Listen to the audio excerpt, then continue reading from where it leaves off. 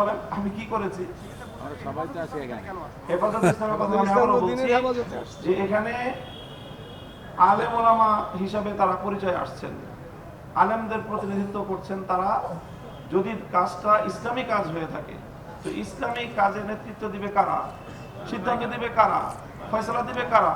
কোরআন সুন্নাহর এলেম যাদের কাছে আছে তারাই তো এই বিষয়ে মীমাংসা এবং সিদ্ধান্ত দিবে। আমাদের এই পক্ষের তবলিগের যারা মুরব্বী আছেন তারাও সকলে আলেম, এবং সেই আলেমরাই নির্ধারণ করছেন যে কোন কাজটুকুর প্রতিনিধিত্ব কারা করবে। আর অপর পক্ষে যারা আছে বাংলাদেশের উল্লেখযোগ্য কোনো আলেমই তাদের সেখানে নেতৃত্বের দায়িত্বে নাই। এই জায়গাটা থেকেই তো তারা বিভ্রান্তির পথে গিয়েছে। প্রথম পর্বের ইস্তেমা হচ্ছে ইনশাআল্লাহ, সেই বিষয়ে কোনো ধরনের বাধা নেই। তার কার্যক্রম ইনশাআল্লাহ প্রস্তুতি চলছে এবং আরো পুরোদমে শুরু হয়ে যাবে। দ্বিতীয় পর্বের যে ঘোষণাটা ছিল সেই ঘোষণার বিষয়ে তো আমাদের 17ই ডিসেম্বরের হত্যাকাণ্ডের পরে পরিস্থিতি পাল্টে গেছে।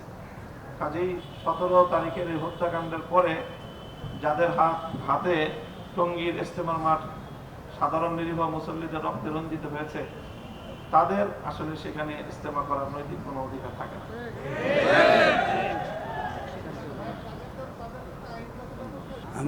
যদি আপনি হত্যাকারীর বিরুদ্ধে আইনানুগ ব্যবস্থা নেওয়া হয় তো হত্যাকারী আবার কেউ ইস্তেমা করে, সেটা প্রশাসনের কাছে আমরা দাবি জানাচ্ছি।